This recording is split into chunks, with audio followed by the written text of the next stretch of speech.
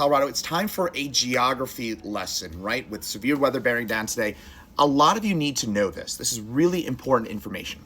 So let's start things off with a map of Colorado. What are you seeing in here? You're probably going, okay, I don't care about this. There's a couple things I really want you to focus in on.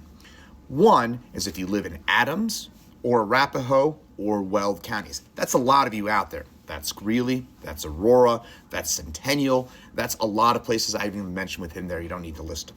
The point is that when we get into severe weather season, it's April the 24th, we've got a threat for severe weather later on today.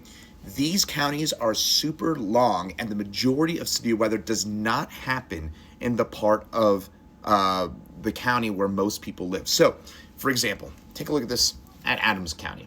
The majority of people live in the western 5th, 6th of the county. That's where 95% of people live.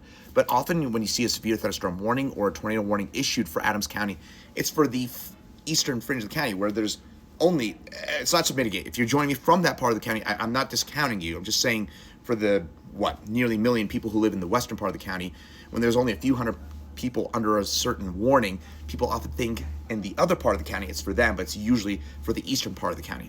Same idea with Arapahoe County as well. These long counties that go about 100 miles from one extent to the other. It's the western fringe where the majority of people live, but the warning is usually for the eastern fringe of the county.